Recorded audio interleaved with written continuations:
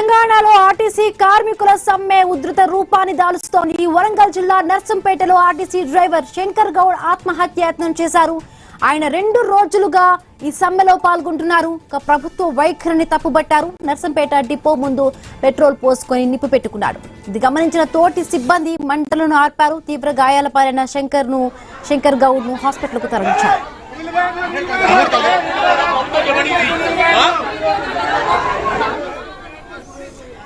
ఇక వరంగల్ జిల్లా నర్సంపేట బస్టాండ్ ఎదుట ఈ ఘటన జరిగింది. ఆర్టీసీని ప్రభుత్వంలో విలీనం చేయాలంటూ కూడా ఆర్టీసీ కార్మికులు 2 రోజులుగా కూడా ఈ ఆర్టీసీ సమ్మెను చేపడుతున్నారు. ఈ నేపథ్యంలోనే శంకర్ గౌడ్ కూడా ఈ సమ్మెలో ఉన్నారు. ఇవాళ ఈ ఆర్టీసీ బస్టాండ్ ఎదుట పెట్రోల్ పోసుకుని శంకర్ గౌడ్ ఆత్మహత్యాయత్నానికి పాల్పడ్డారు. రైట్, ఆయన సిచ్యువేషన్ ఏ విధంగా ఉంది? తోటి ప్రయాణికులే కూడా ఆయన హాస్పిటల్ కు చేసినట్టుగా తెలుస్తుంది. రైట్, మా కరెస్పాండెంట్ ప్రశాంత్ కూడా జాయిన్ అయ్యారు. ప్రశాంత్, శంకర్ గౌడ్ ఒంటిపై పెట్రోల్ పోసుకున్నట్టుగా కూడా తెలుస్తోంది. సో అతని ఆరోగ్య పరిస్థితి ఏ విధంగా ఉంది? శివాని, కొద్దిసేపటి క్రితమే వరంగల్ జిల్లాలోని నర్సంపేట ఆర్టీసీ డిపోలో RTC driver Shankar Goud petrol పోసుకొని నిప్పండించుకొని ఆత్మహత్య యత్నం చేశాడు. సుమారుగా 30 నుంచి 40% మంటలు చెలరేగడంతో అయితే అటు తోటి కార్మికులు అదేవిధంగా అక్కడ ఉన్న ప్రయాణికులంతా కూడా మంటలు ఆర్పి అతన్ని అత్యవసర చికిత్స నిమిత్తము ప్రస్తుతం వరంగల్ ఎంజిఎం హాస్పిటల్ కు తరలించారు. ఇప్పుడే ఎంజిఎం హాస్పిటల్లోని ఎమర్జెన్సీ బ్లాక్ లో అతన్ని అడ్మిట్ కూడా చేశారు. స్థానిక ఆర్డీఓ, జిల్లా కలెక్టర్ కూడా స్వయంగా వచ్చి పర్యవేక్షణ చేస్తున్నారు.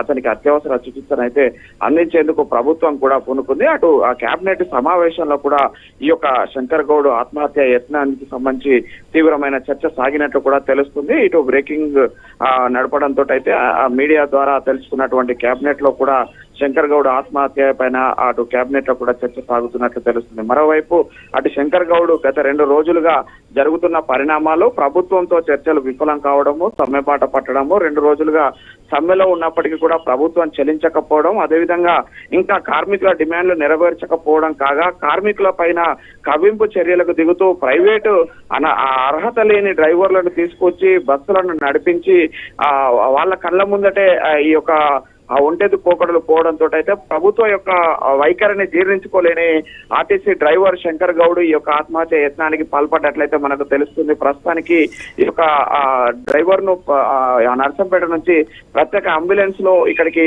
తీసుకొని వచ్చి మనం చూస్తున్నాము. అంటే ఈ రోజు పొద్దున్న కూడా ఒకసారి అబ్జర్వ్ చేసుకుంటే అంటే ఇప్పుడు ఆ నిరసన జరిపిన పరిస్థితి ఉంది. బట్ ప్రణాళికతోనే ఆయన ముందస్తుగా కూడా పెట్రోల్ ను తీసుకొచ్చినట్టుగా కూడా తెలుస్తోంది. అంటే వీళ్ళతో అంటే అక్కడ ఉన్న తోటి ఎవరైతే కూడా కార్మికులు ఉన్నారో వాళ్ళకి ఏమైనా తెలుసా? అంటే ఆయన ఏదో ప్రభుత్వాన్ని కొంత ఏదో చేయబోయి బెదిరించాలనే ఉద్దేశంలో కూడా మొత్తంగా కూడా దీనికి పాల్పడ్డారా? లేకపోతే ఎందుకు ఇంకా స్టార్ట్ అయ్యి 2 రోజులే కదా అవుతోంది, ప్రభుత్వానికి సంబంధించి కూడా మాట్లాడడం చర్చలు జరుగుతున్నాయి. బట్ ఈ నేపథ్యంలో ఎందుకు ఇంత డెసిషన్ తీసుకోవాల్సి వచ్చింది? ముందుగుండా కూడా అనుకున్నారా? దీనికి సంబంధించి కూడా తోటి నాయకులు ఎవరైనా ఏం చెప్తున్నారా అక్కడ? అంటే నిన్న ఈ రోజు జరిగిన పరిణామాలను చూసి జీర్ణించుకోలేకనే ఈ ఆత్మహత్య యత్నానికి ఒడిగట్టినైతే తెలుస్తుంది. ప్రభుత్వము చర్చల ద్వారా ఆ యొక్క ఆర్టీసీ కార్మికుల యొక్క డిమాండ్లను నెరవేర్చాల్సిన ప్రభుత్వమే అటు కవ్వింపు చర్యలకు ప్రైవేటు అనర్హత కలిగినటువంటి డ్రైవర్లను తీసుకొచ్చి బస్సులను వాళ్ళ ముందే నడపడము, ప్రయాణికుల సౌకర్యార్థమే మేము నడుపుతున్నామంటూ కూడా అటు కవ్వింపు చర్యలు చేపట్టి మరి అటు ఈ బస్సులు నడపడంతో ఈ అసహనానికి లోనయ్యే ఈ ఆత్మహత్య చేసుకున్నట్లయితే మనకు తెలుస్తుంది. ఎందుకంటే 2 రోజులుగా వాళ్ళు శాంతియుత నిరసన మాత్రమే తెలియజేశారు, ప్రభుత్వాన్ని రిక్వెస్ట్ మాత్రమే చేశారు. ఎలాంటి ఆందోళన కార్యక్రమాలు కానీ, రాస్తారోకోలు, ధర్నాలు కానీ, ఎలాంటి ఉద్రిక్తత కార్యక్రమాలు వాళ్ళు చేపట్టలేదు. కేవలము శాంతియుతంగా మా యొక్క డిమాండ్లను నెరవేర్చండి, ప్రభుత్వంలో ఆర్టీసీని విలీనం చేసే డేటును ఫిక్స్ చేయండి అని చెప్పేసి మాత్రమే వాళ్ళు ప్రభుత్వాన్ని రిక్వెస్ట్ చేస్తూ శాంతియుత నిరసనలు చేస్తున్నారు. ఈ నేపథ్యంలో ప్రభుత్వము కవ్వింపు చర్యలకు చేపట్టి ఇటు ఆ ప్రైవేటు వ్యక్తులను, అర్హత లేని డ్రైవర్లను, కండక్టర్లను పెట్టి ఇక్కడ ఈ యొక్క బస్సులను, హైయర్ బస్సులను, ఎలక్ట్రికల్ బస్సులను, ప్రైవేటు బస్సులను నడపడంతో ఈ యొక్క అసహనానికి లోనయ్యి ఈ ఆత్మహత్య చేసుకున్నట్లు మనకు తెలుస్తుంది. Shivani, right, thank you Prashant. తెలంగాణలో ఆర్టీసీ కార్మికుల సమ్మె ఉధృత రూపం దాలుస్తోంది. వరంగల్ జిల్లా నర్సంపేటలో ఆర్టీసీ డ్రైవర్ శంకర్ గౌడ్, మన ఫోటోను కూడా చూస్తున్నాము లెఫ్ట్ సైడ్ బాక్స్ లో. సో గత 2 రోజులుగా కూడా ఆయన సమ్మెలో పాల్గొన్నారు. సో ప్రభుత్వ వైఖరిని తప్పుపడుతూ కూడా ఆయన నర్సంపేట డిపో ముందు పెట్రోల్ పోసుకొని కూడా నిప్పు పెట్టుకున్నాడు. సో ఇది గమనించిన తోటి కార్మికులందరూ కూడా హుటాహుటిన ఆయన హాస్పిటల్కు తీసుకువెళ్లారు. 40 నుంచి 50% వరకు కూడా బర్న్స్ అయ్యాయని చెప్తున్నారు. వరంగల్ ఎంజీఎం హాస్పిటల్కి అయితే తరలించడం జరిగింది. సో తీవ్ర గాయాల పాలన శంకర్ గౌడ్ హాస్పిటల్కు తీసుకువెళ్లారు. ఇప్పటికీ కలెక్టర్ అందరూ కూడా అధికారులందరూ కూడా అక్కడికి చేరుకున్నారు. ఒకవైపు శంకర్ గౌడ్ ఆరోగ్య పరిస్థితి కొంచెం విషమంగా ఉన్నట్టుగా తెలుస్తోంది. మధుసూదన్ రావు గారు జాయిన్ అయ్యారు, విశ్లేషకులు. నమస్తే అండి మధుసూదన్ రావు గారు. నమస్తే అండి. చూస్తున్నాం వరంగల్ జిల్లా నర్సంపేటలో ఆర్టీసీ డ్రైవర్ శంకర్ గౌడ్ ఆత్మహత్య యత్నానికి పాల్పడడం, పెట్రోల్ పోసుకొని నిప్పంటించుకోవడం, తోటి అక్కడ ఉండే సహ ఉద్యోగులే వాళ్ళందరూ కూడా తన హాస్పిటల్కు తీసుకువెళ్ళడం. అంటే 2 రోజులు గడుస్తున్నా కూడా అంటే ప్రభుత్వంలో ఇంకా చలనం రావడం, చర్చలు జరుగుతున్నాయి. బట్ ఇంత ఆల్ ఆఫ్ సడన్ గా ఆయన ఒక డెసిషన్ తీసుకున్నాడు. 40 నుంచి 50% వరకు కూడా బర్న్స్ అయినట్టుగా కూడా చెప్తున్న పరిస్థితి. సో ఏం చెప్తారు? ఇన్సిడెంట్ కి సంబంధించి కూడా చర్చలు జరుగుతున్నాయి. ఒకవైపు అంటే ఎవరైతే కూడా ప్రైవేటు వ్యక్తులతోని ఆర్టీసీ సమ్మె జరుగుతున్నా కూడా ప్రైవేటు వ్యక్తులతో కూడా ఈ బస్సులు నడిపించడం కూడా ఒక అసహనంగా కూడా ఇక్కడ శంకర్ గౌడ్ అసహనానికి గురై కూడా ఈ విధంగా కూడా ఈ చర్యకు పాల్పడ్డారంటూ కూడా వస్తున్నాయి న్యూస్. ముందుగా మన ఐ న్యూస్ ద్వారా ఆర్టీసీ కార్మికులకు ఒక విజ్ఞప్తి చేస్తున్నా, అప్పీల్ చేసుకుంటున్నా మీ ద్వారా. ఆర్టీసీ కార్మికులు ఎవరు కూడా దయచేసి ఆత్మహత్యకు పాల్పడద్దు. కొట్లాడి మీ యొక్క హక్కులను సాధించుకోవాలి. ఈ డెమోక్రసీలో ఉన్నాం. ఈ పోరాటాల ద్వారానే మనము విజయాన్ని సాధించాలి తప్ప మనము ఆత్మహత్యలకు పాల్పడొద్దని చెప్పి మీ ద్వారా నేను ఆర్టీసీ కార్మికులందరికీ కూడా అప్పీల్ చేసుకుంటూ, ఎవరు కూడా నైరాశ్యానికి గురై ఇక రాదేమో ఇక కాదేమో అని చెప్పి ఎవరు కూడా దయచేసి బాధపడకండి. పౌర సమాజము, మీడియా అంతా కూడా మీ వైపే ఉన్నవి కాబట్టి దయచేసి ఎవరు కూడా అటువంటి కార్యక్రమాలు చేసుకోవద్దని ముందుగా వాళ్ళ విజ్ఞప్తి చేస్తూ, ఇది పూర్తిగా ఈ చావుకు ప్రధానమైనటువంటి కారణము ఈ ప్రభుత్వ వైఫల్యమని మనం చెప్పొచ్చు.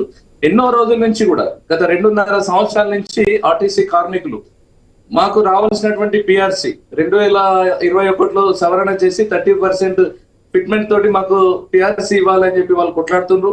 అదే కాకుండా ఈ ప్రభుత్వానికి సంబంధించినటువంటి దాంట్లో విలీనం చేయాలి, ఆర్టీసీని విలీనం చేయాలని చెప్పి చెప్పడము, పిఆర్సి ఇవ్వడము, ఇవన్నిటి విషయాల పట్ల ఏదైతే డిమాండ్ చేస్తున్నారో, గతంలో టిఆర్ఎస్ పార్టీ చంద్రశేఖరరావు ముఖ్యమంత్రిగా ఉన్నప్పుడు ఇస్తా అని చెప్పి మోసం చేయడం వల్ల 2019లో ఒకసారి ఇదే విధంగా స్ట్రైక్ వెళ్ళిపోయారు. స్ట్రైక్ అయినటువంటి సందర్భంలో దాదాపు 50 మంది పైన చనిపోవడం జరిగింది, ఆత్మహత్యలు చేసుకోవడం జరిగింది. చాలా మంది చనిపోయారు. చనిపోయిన సందర్భంలో కూడా ప్రభుత్వము ఇదే విధంగా స్పందించింది. అప్పుడు కూడా చావు కారణం ప్రభుత్వము తన మొండి వైఖరిని ప్రదర్శిస్తూ ఆర్టీసీని నిర్వీర్యం చేయాలనేటువంటి కుట్రలో భాగంగానే ఆ ప్రభుత్వం పాల్పంచుకున్నది. తర్వాత ఇప్పుడు వచ్చిన ప్రభుత్వము మరి వీళ్ళకి న్యాయం చేస్తాము అని చెప్పి అధికారంలో గద్దెనెక్కిన తర్వాత ఈ రోజు కూడా అదే చెప్తున్నారు. నిన్న పొన్నం ప్రభాకర్ గారు నిన్న మాట్లాడుతూ ఈ 3 అంశాలు తప్ప, ఈ 3 ఫిట్మెంట్ కావచ్చు, ప్రభుత్వం విలీనం కావచ్చు, ఆర్టీసీ యూనియన్స్ కు సంబంధించి కావచ్చు, ఈ 3 అంశాలు తప్ప మిగిలిన 29 అంశాలను మేము ఒప్పుకుంటున్నాం కాబట్టి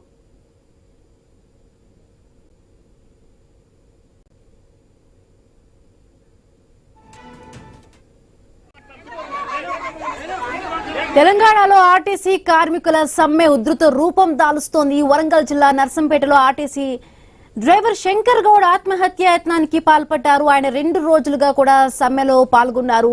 ప్రభుత్వ వైఖరిని తప్పుబట్టారు. నర్సంపేట డిపో ముందు పెట్రోల్ పోసుకొని ఆయన నిప్పంటించుకున్నారు. ఇక సహ ఉద్యోగులే ఆయన్ను హాస్పిటల్లోకి చేర్పించారు. సో 40 నుంచి 50% వరకు కూడా ఆయన గాయాల పడినట్టుగా కూడా ఈ బర్న్స్ అయినట్టుగా కూడా తెలుస్తోంది.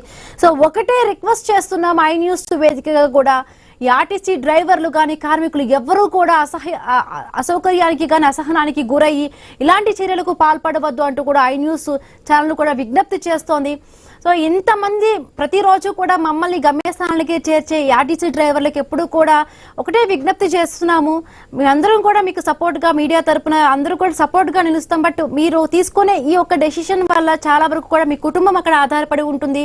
సో ప్రభుత్వంతో చర్చలు జరుగుతున్నాయి. బట్ ఎందుకు తొందరపడి నిర్ణయం తీసుకోవడం వల్ల ఒక జీవితం అనేది చాలా వరకు కూడా ఇప్పుడు 40 నుంచి 50% అంటే తర్వాత ఆయన సిచ్యువేషన్ చాలా వరకు అది కూడా ఆలోచించాలి. ప్రతి ఒక్కరు కూడా ఆవేశానికి గురి కాకూడదు.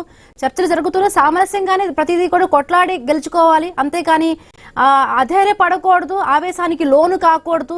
సో ఆయనకి రికవరీ అవ్వాలని మనం అందరం కోరుకుందాం. రికవరీ అయినా కూడా 40 నుంచి 50% అంటే కాలిన తర్వాత చాలా వరకు ఇన్ఫెక్షన్స్ అవుతాయి. ఇవన్నీ కూడా వాళ్ళు పెట్టుకోవాలి, ఏదో ఒకటి మనసులో పెట్టుకోవాలి. రైట్ రైట్ అశోక్ గారు కూడా జాయిన్ అయ్యారు, ఎన్ఎంయు నేత. నమస్తే అండి అశోక్ గారు. నమస్తే అండి. రైట్, చూస్తున్నాం గత 2 రోజులుగా కూడా ఆర్టీసీ డ్రైవర్ల సమ్మె చాలా బాధ అనిపిస్తోంది. శంకర్ గౌడ్ ఇందాకే ఆయన ఆత్మహత్యాయత్నానికి పాల్పడడం కూడా, తోటి ఆయనతో పనిచేసే ఉద్యోగులందరూ కూడా ఆయన హాస్పిటల్కు తీసుకెళ్లారు. 40 నుంచి 50% వరకు బర్న్స్ అవుతున్నాయి అన్నారు. సో ఎలా చూస్తారు దీన్ని? సో ఒకటే రిక్వెస్ట్ అందరికీ, మీరు కూడా చెప్పండి, అసలు ఇలాంటివి డ్రైవర్లందరూ కూడా, కార్మికులందరూ కూడా తొందరపాటు తనంతో కూడా డెసిషన్స్ తీసుకోవద్దు. ఇంకా ప్రభుత్వంతో చర్చలు జరుగుతున్నాయి, బట్ తొందరపడి ఇలాంటి నిర్ణయాలకి రాకూడదు. అవునండి, చాలా బాధాకరమైన సంఘటన. కార్మికులు ఎవరు ఈ నిరాశపూరితంగా ఇట్లా చేయకూడదు. డెఫినెట్ గా చర్చల ద్వారా మన సమ్మె చేస్తున్నారు ఉద్యోగులందరూ. ప్రభుత్వం ఏదో నిర్ణయం తీసుకుంటుంది, లేకపోతే ఇంకో రోజైన సమస్యను సాధించుకునే ప్రయత్నంలో ఉండాలి తప్ప విలువైన జీవితాన్ని కోల్పోవద్దని ఆర్టీసీ కార్మికులందరికీ విజ్ఞప్తి చేస్తున్నాము. గత అనుభవాలను దృష్టిలో పెట్టుకొని మనము గతంలోనే విలువైన ఒక 30 ప్రాణాలను కోల్పోయినాం గత సమ్మెలో. ఈసారి అట్లాంటి దారి తీయొద్దని కార్మిక సంఘాలుగా అందరికీ విజ్ఞప్తి చేశారు. మరి దురదృష్టకరం, శంకర్ గౌడ్ వారి ఆరోగ్యం మెరుగుపడాలని కోరుకుంటున్నాం. అట్లాగే ఇలాంటి చర్యలకు ఎవరు తొందరపాటుతోటి ఈ దిశగా ఆత్మహత్య ప్రయత్నాలు చేయొద్దని కార్మికులందరికీ ఉద్యోగ సంఘాల నుంచి మేమందరం విజ్ఞప్తి చేస్తున్నాము. దయచేసి ఇటువంటి పరిస్థితుల్లోకి ఎవరు ఎటువంటి విపత్కర పరిస్థితులు వచ్చినా కలిసి నిలబడి పోరాటం చేద్దాం తప్ప ఆత్మహత్య చేసుకునే దిశగా పోవద్దని. ఇది చాలా బాధాకరమైన సంఘటన. మన వెనకాల మన కుటుంబాలు ఉన్నాయి, మన మీద ఆధారపడిన వాళ్ళు ఉన్నారు. అని దృష్టిలో పెట్టుకొని దయచేసి ఆత్మహత్య దిశగా ఎవరు వెళ్ళొద్దు, ఎలాంటి కార్యక్రమాలకు పోవద్దని మరోసారి విజ్ఞప్తి చేస్తున్నామండి. తర్వాత శంకర్ గౌడ్ గారి పరిస్థితి మరి మెరుగైన వైద్య చికిత్స కోసం హైదరాబాద్ తరలిస్తున్నారని తెలిసింది. మరి వారి ఆరోగ్యం బాగుండాలి, వారు త్వరగా కోలుకోవాలని ఆశిద్దామండి. అంటే ప్రభుత్వానికి ఏం చెప్పాలనుకుంటున్నారు అశోక్ గారు? ఒకవైపు అంటే డిమాండ్లపై ఒక స్పష్టత లేకపోవడం, ఉద్యోగుల్లో తీవ్రమైన నిరాశ ఇదొకటి. ఇవాళ పొద్దున్న కూడా అంటే ప్రైవేటు వ్యక్తులతో కూడా ఈ బస్సులంతా నడిపించడం కూడా, అది కూడా కొంచెం డ్రైవర్లో కూడా ఒకవైపు ఇంత మేము మా డిమాండ్ల గురించి మొరపెట్టుకుంటున్నా కూడా ప్రభుత్వం ఎందుకు మా విజ్ఞప్తిని, మా విన్నపాన్ని ఎందుకు అసలు పట్టించుకోవడం లేదు? అది కూడా ఒక కారణం అనుకోవచ్చు ఇక్కడ. లేదండి, డిమాండ్లు స్పష్టంగా ఉన్నాయి. ఆర్టీసీ కార్మికులకు ఏం కావాలి అనేది కార్మిక సంఘాలు స్పష్టంగా ప్రభుత్వానికి విజ్ఞప్తి చేశాయి. ప్రభుత్వం కూడా ఆ సమస్యల పట్ల, ఆ డిమాండ్ల పట్ల ఆలోచనతో ఉంది. ఇక్కడ ఆర్థిక పరమైన కారణాలు చెప్పి ఇంకొక రకమైన కారణాలతోటి సంస్థలో పనిచేస్తున్న కార్మికులు తీవ్రమైన పనిభారానికి లోనయ్యారు, తీవ్ర ఒత్తిడికి లోనవుతున్నారు, మానసికంగా ఇబ్బందులకు గురవుతున్నారు, శారీరకంగా ఇబ్బందులకు గురవుతున్నారు. నిజంగా ఈ మన మహాలక్ష్మి స్కీమ్ వచ్చినప్పటి నుంచి ఆర్టీసీకి ఆర్థికంగా వెసులుబాటు జరిగింది తప్ప కార్మికులకు సంబంధించి విపరీతమైన పని ఒత్తిడి, పనిభారం పెరిగిందండి. ఈ నేపథ్యంలో వాళ్ళకి ఏం కావాలి, మ్యాన్ పవర్ ను ఏదైతే మన మానవ వనరులను సరిగా వినియోగించుకోవాలన్న ఆలోచనలో ఇటు యాజమాన్యంగానే అటు ప్రభుత్వంగానే ఆలోచన చేయట్లేదు. అదే విధంగా ఈ డిమాండ్లన్నీ పాతవే, కొత్తగా వచ్చిన డిమాండ్లు కొత్తగా కోరుతున్నవి ఏమీ లేవు. 2021కి సంబంధించి వేతన సవరణ జరగాల్సింది, 2025కు సంబంధించి వేతన సవరణ జరగాల్సింది, అదేవిధంగా రిటైర్డ్ ఉద్యోగులకు సంబంధించిన చెల్లింపులు చేయాల్సింది. నిజంగా భారం ఉండొచ్చు, గత ప్రభుత్వం కావచ్చు, ఈ ప్రభుత్వం కావచ్చు, కానీ ఇది ఎన్నటికి ముగిసేను, ఎన్నటికి జరిగాను, ఆర్టీసీ కార్మికుల వెతలు ఎన్నటి తీరాలనే ఉద్దేశంతో ఈ రోజు కార్మిక సంఘాల కంటే కార్మికులు ప్రధానంగా వాళ్ళకున్న ఒత్తిడితోటి, వాళ్ళకున్న పనిభారంతో ఈ స్ట్రైక్ నడిపిస్తున్నారు. ఇది నిజంగా క్షేత్రస్థాయిలో గమనిస్తే అర్థమవుతుందండి. నిజంగా వాళ్ళంతా ఎంతో ఒత్తిడికి లోనై ఇంకా ఈ జీవితం, ఇంకా ఈ ఉద్యోగం లేకున్నా పర్వాలేదనే స్థితిలో ఈ బలవంతంగా ఈ స్ట్రైక్ దారితీయాల్సిన పరిస్థితులు కారణాలు ఇవి. ప్రభుత్వం ఇప్పటికి కూడా ఆలోచన చేసి తక్షణమే ఆర్టీసీ ఉద్యోగులకు చెల్లించాల్సిన వేతన సవరణ కానివ్వండి, అదేవిధంగా పనిభారం తగ్గించడానికి డ్యూటీ అవర్స్, నిజంగా ఒక్కొక్క రోజు ఒక్కొక్క డ్యూటీ అవర్స్ చెప్తున్నారు. ఈవెన్ మహిళా కండక్టర్లు కూడా ఈ రోజు పనిచేస్తున్నారు. చాలా దుర్భరమైన పరిస్థితుల్లో చెప్తున్నారు. ఎండలకు, వానలకి, చలికి ఎక్స్పోజ్ అవుతూ అనారోగ్యానికి గురవుతూ కూడా ఆర్టీసీ కార్మికులు విధులు నిర్వర్తిస్తున్నారు. ఇది అందరి మీద పనిభారం ఉంది, ప్రతి స్థాయి ఉద్యోగుల మీద ఉంది. సో అట్లాగే రిక్రూట్మెంట్ లేకపోవడము, బస్సుల సంఖ్య పెరగకపోవడము, వీటన్నిటితోటి పనిభారం పెరిగిపోతుంది. డ్యూటీ అవర్స్ కూడా పెరుగుతున్నాయి. ఒక్కొక్క రోజు పొద్దున్న డ్యూటీకి వెళ్తే నైట్ లో రావాల్సిన పరిస్థితి వస్తుంది. ఇట్లాంటి కఠినమైన పరిస్థితుల్లో లీవులు దొరకట్లేదు. దగ్గరి బంధువులు కానీ అనారోగ్యమైనా కానీ చనిపోయినా ఎవరైనా ఉన్నా ఏ పరిస్థితుల్లో కూడా ఆర్టీసీ కార్మికులకు కింది స్థాయిలో ఉద్యోగ లీవులు సెలవులు దొరకకపోవడం వలన తీవ్రమైన అశాంతి నెలకొన్నది. ఈ అశాంతిని ఈ యాజమాన్యము ప్రభుత్వం మీద నెట్టేస్తున్నది. ఇది యాజమాన్యంకు ఆర్టీసీ కార్మికుల మధ్యన జరగాల్సిన ఒప్పందం. సమస్య పరిష్కారం అక్కడ కావాలి. చిత్రం ఏంటంటే యాజమాన్యం ప్రభుత్వం మీద పెడుతుంది. ప్రభుత్వం తనకున్న పనుల్లో తనకున్న ఆర్థిక కారణాలు చూపెట్టేసి ఈ సమస్యలను కాలయాపన చేస్తూ వస్తున్నారు. కాంగ్రెస్ ప్రభుత్వం వచ్చిన తర్వాత కొద్ది మేరకు ఆశాజనకంగా ఉన్నప్పటికీ ఈ సమస్యలన్నింటినీ పరిష్కరించాల్సిన బాధ్యత ఇప్పుడున్న ప్రభుత్వ పెద్దల మీద ఉంది, ఆర్టీసీ యాజమాన్యం మీద ఉంది. జెన్యూన్ సమస్యలా కాదా? ఫస్ట్ ఈ డిమాండ్లలో న్యాయం ఉందా లేదా? ఇవి ఏమైనా గొంతెమ్మ కోరికలా? ఫస్ట్ న్యాయమైన డిమాండ్లను పరిష్కరించండి. న్యాయమైన డిమాండ్లా కాదా అనేది చూస్తేనే తెలిసిపోతుంది. ఉద్యోగులు ఎంత అసంతృప్తికి అశాంతికి లోనవుతున్నారు, ఆర్థికంగా ఎంత ఇబ్బంది పడుతున్నారు, ఈవెన్ రిటైర్ అయిన ఉద్యోగులు కూడా ఎంత ఇబ్బంది పడుతున్నారు అనేది కూడా దృష్టిలో పెట్టుకొని తక్షణం ఆర్థిక సాయం చేసి ఆర్టీసీని ఆదుకోవాల్సిన అవసరం ఉంది. ఈ ప్రజా రవాణాను కాపాడి భవిష్యత్తుకు తీసుకెళ్లాల్సిన బాధ్యత కూడా ఈ ప్రభుత్వం మీద ఉంది. రైట్ అండి, రైట్.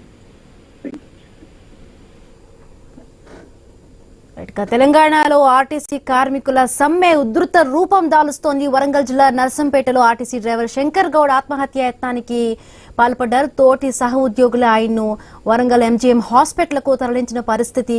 సో ఇంకా కూడా మెరుగైన వైద్యం కోసం ఆయన్ను హైదరాబాద్ హాస్పిటల్ కూడా తరలిస్తున్నారంటూ కూడా ఇన్ఫర్మేషన్ వస్తోంది. రైట్, తుల మధుసూదన్ రావు గారు జాయిన్ అయ్యారు. నమస్తే అండి తుల మధుసూదన్ రావు గారు. చూస్తున్నాం.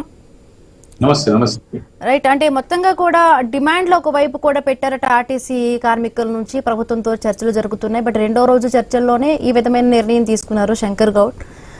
సో ఆయన తొందరగా కోలుకోవాలని కోరుకుందాం. ఇంకొకటి, ఇవాళ చూసిన న్యూస్ బట్టి కూడా చాలా వరకు మహిళా కండక్టర్లు అందరూ కూడా ఇబ్బందులు పడుతున్న పరిస్థితి. స్త్రీ పథకం కింద ఏదైతే కూడా తీసుకొచ్చారో ఈ పథకానికి సంబంధించి కూడా మహిళా శక్తి దీనికి సంబంధించి, సో మేము కూడా మహిళలమే కదా, మహాలక్ష్మి పథకానికి సంబంధించి మేము కూడా మహిళలమే కదా, ఎందుకు మమ్మల్ని కూడా గుర్తించండి, పని భారం ఎక్కువ అవుతోంది, అధికంగా కూడా బస్సులు లేవు, అదనంగా బస్సులు ఒకటి లేదు, పని వేళల్లో కూడా కొంత మార్పులు కావాలి, ఇవన్నీ కూడా చాలా వరకు పెట్టిన పరిస్థితి.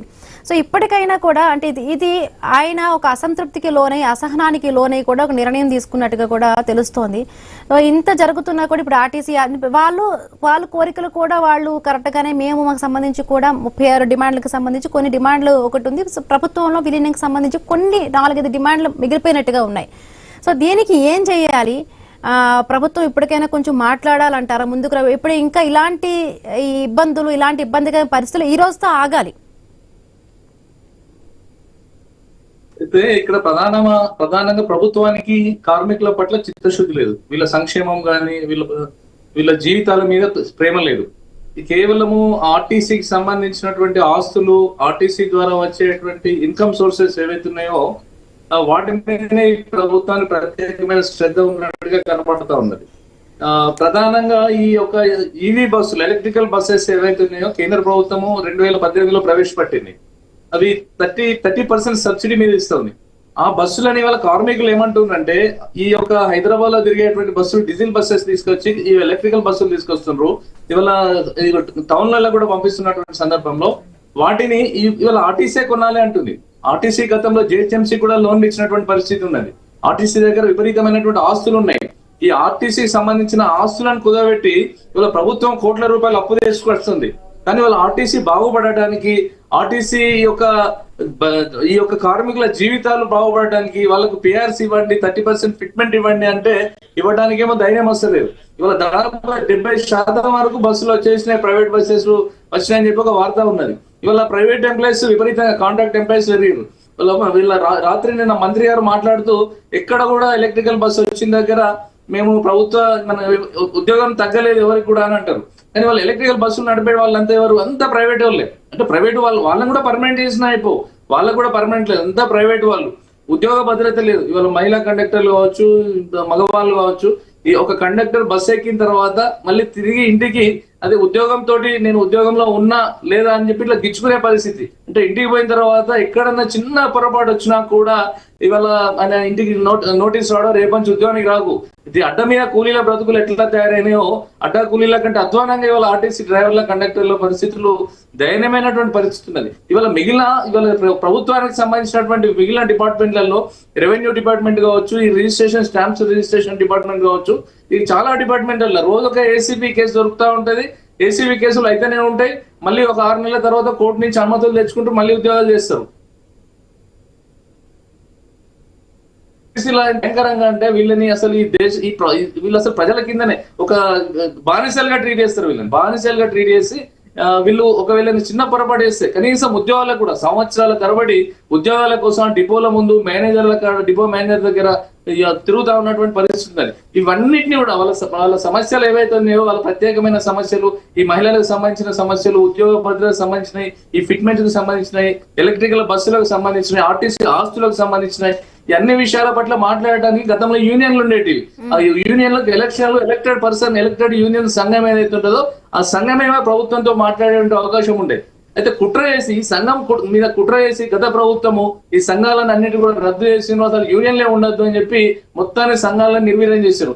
కారణం ఏంటంటే ఈ ఆర్టీసీకి ఉన్నటువంటి పెద్ద ఎత్తున ఆస్తులు, ఆర్టీసీలో బస్సులు ప్రైవేట్ బస్సులు పెడితే పెద్ద ఎత్తున ఆదాయాన్ని పొందొచ్చు అనేటువంటి ఆలోచన ఈ పాలకులలో ఒక దుర్మార్గమైన ఆలోచన వచ్చింది.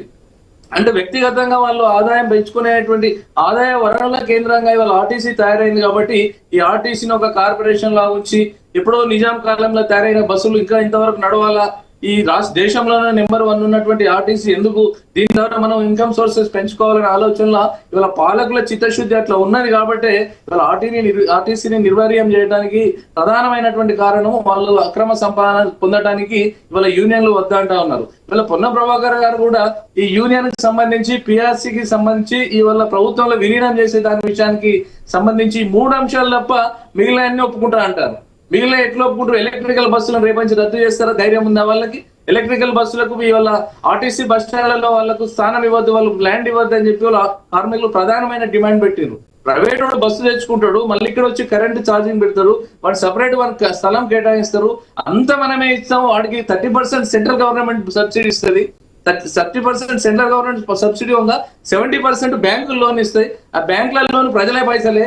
మరి అక్కడ కూడా బ్యాంకులలో ఆర్టీసీ పైసలు కూడా డిపాజిట్ ఉంటాయి. మరి అదేదో ఆర్టీసీ కొనవచ్చు కదా. ఈ మంత్రులకు నిజంగా చిత్తశుద్ధి ఉంటే, ఈ ముఖ్యమంత్రి కావచ్చు, మిగిలిన రాజకీయ పార్టీలకు సంబంధించి చిత్తశుద్ధి ఉంటే, ఈ ప్రైవేట్ పర్సన్ లోన్లు తీసుకొని కొంటున్నటువంటి బస్సులు ఆర్టీసీలో బట్టి అత్యధిక ఆదాయాన్ని పొందుతున్నప్పుడు అవే బస్సులను ఆర్టీసీ ఎందుకు కొంటలేదు అనేది వాళ్ళ ప్రధానమైనటువంటి ప్రశ్న.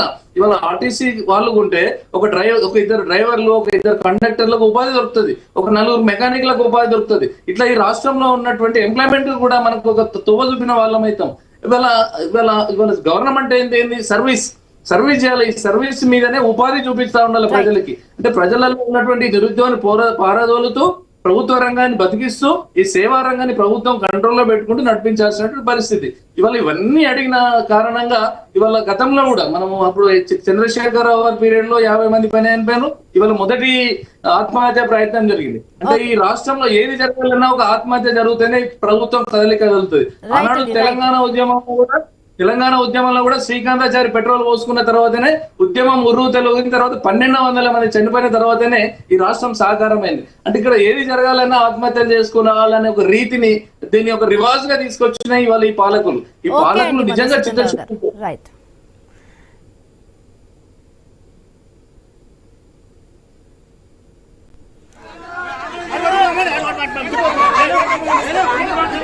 థ్యాంక్ యూ అండి మధుసూదన్ రావు గారు.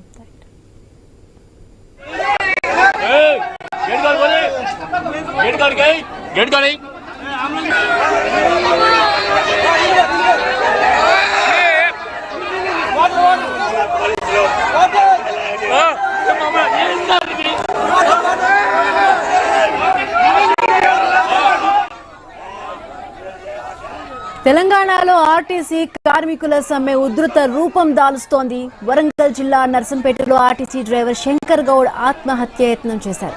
ఆయన 2 రోజులుగా సమ్మెలో పాల్గొంటున్నారు. ప్రభుత్వ వైఖరిని తప్పుపట్టారు. నర్సంపేట డిపో ముందు పెట్రోల్ పోసుకుని నిప్పు పెట్టుకున్నారు. గమనించిన తోటి సిబ్బంది మంటలు ఆర్పారు. తీవ్ర గాయాల పాలైన శంకర్ గౌడ్ ను హాస్పిటల్కు తరలించారు.